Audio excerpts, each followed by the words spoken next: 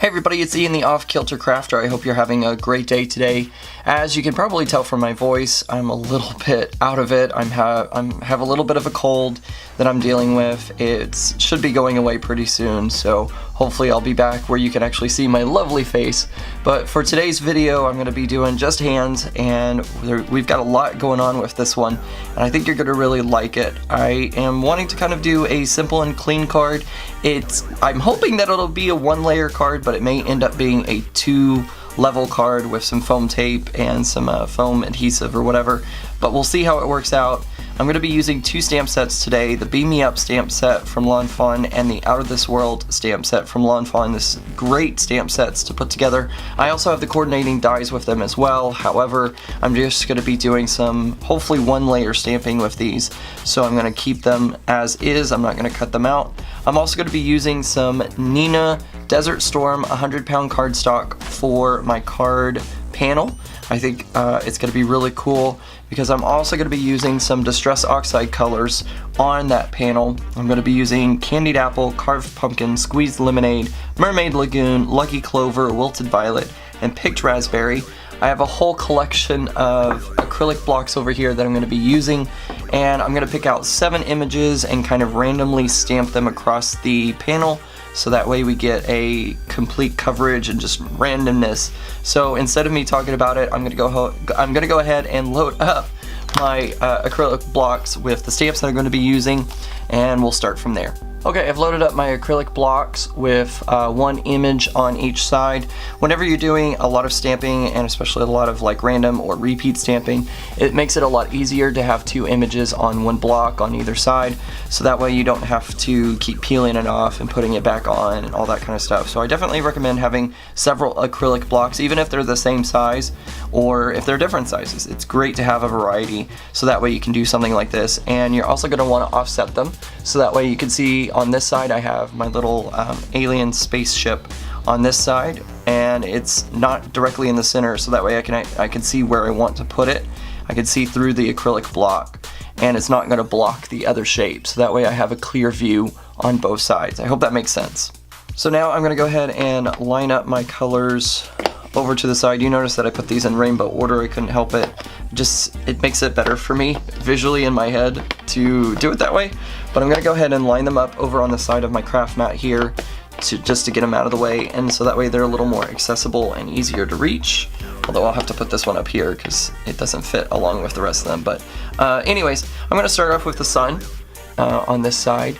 And basically I'm just going to go back between different objects. I'm going to try and keep them the same color. So if I stamp one in one color, I'm going to keep it that color. Obviously I want to stamp the sun in Squeezed Lemonade because our sun is yellow. However, I could stamp it really in any color almost, because stars come in a multitude of colors. So anywhere from reds through blues, I could honestly put a sun in that because there are stars that are blue. So anyways, that's me. That's the science in me geeking out a little bit. But basically, for this card, I'm going to stick with the sun being yellow, and then I can determine which other shapes I want to put in different colors.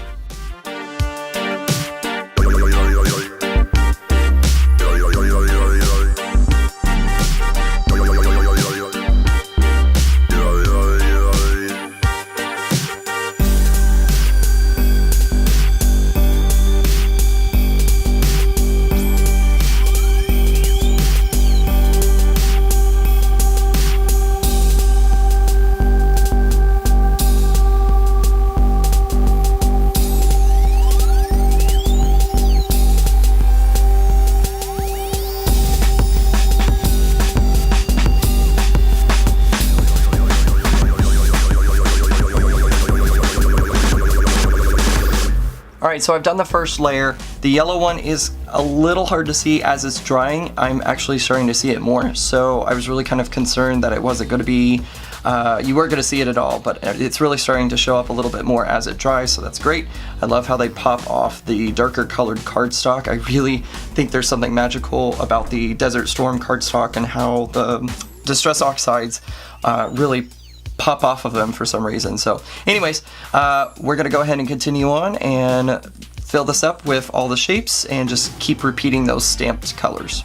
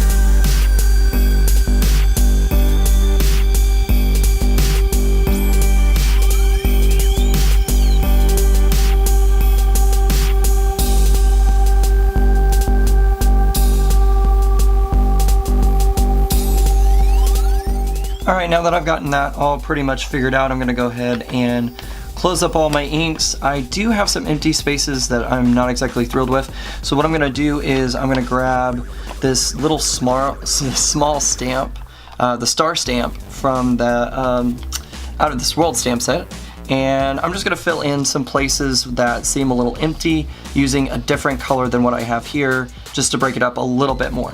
Alright, for the little star stamp I'm going to use fossilized amber. I hope that this is a different enough color from that squeeze lemonade, so let's see what happens whenever I stamp it out. Oh yeah, it's a different color, so that's definitely going to stand out differently from the squeeze lemonade, and I think it's going to fill in very nicely.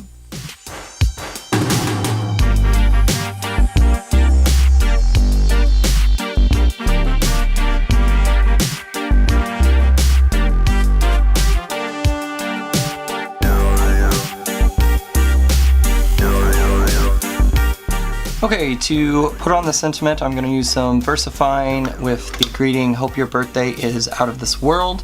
I think that's a great little sentiment for this card, and I'm just going to stamp it right in the center because I'm not exactly sure what I want to do. Maybe do I want to do it to the end? Oh, hold on. This is where planning comes into effect. Where do I want to do with it? Do I want to put it right in the center? So hard to choose what to do. Alright, so I am just going to stamp it in the center, and I'll decide once I kind of get it all stamped out.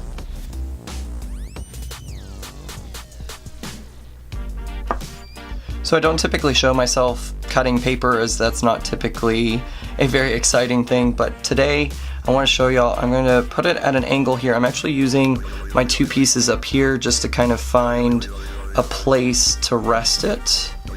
I'll stick it in there and then give it a chop, just like that, and that's going to give me kind of that diagonal edge. Then I'm going to do the same thing to this side, I think. No, that's going to do it wrong. I don't want that. I want it like this. Okay, I've lined it up against this line. Hopefully that'll give me the same kind of angle that I'm looking for whenever I cut this first one. I'm trying to line it up as nice as possible, so that way I get the same kind of slit. Let's see. Close. Not exactly right, but it's close. And it's definitely a little bigger than I'm looking for. Alright, so I'm going to try this again. I've lined it up where I feel like it's going to fit a little closer to what I'm looking for. I think it's because there's a little more space on the bottom, maybe? Okay, I like that much better. I feel that's what I'm looking for. Alright, the next step is I'm going to use some foam adhesive little dots and put them back behind. I was hoping to make this a one layer, but this really to me is saying that it needs to be popped up. So I'm going to go ahead and pop it up onto some these little foam round adhesive things. But before I adhere the popped up piece, I want to make sure to adhere the panel to the card, because it always makes it a little more difficult when trying to add that onto the front of the card. It's hard to apply that adhesive onto it. So I'm just going to flip this over, tape it up, and we'll put this right about here. I think that should work out nicely. Hopefully it's centered. Close enough if it's not. So there you go. So there's the card. It's a pretty clean and simple one, with the exception of the foam tape or the foam adhesive to pop up the sentiment right there, but otherwise pretty fun. I like repeat stamping, and I always think it makes such a great impact. I hope you liked today's video, and if you haven't already, hit that button down below that says subscribe to my YouTube channel and get great updates every time I post a new video or go live by clicking that bell icon. You can also follow me on my social media links. Those are listed down in the description below. Make sure to check me out in all those different places and get social with me. I hope everybody has a great day, and remember guys, keep it off kilter. Bye!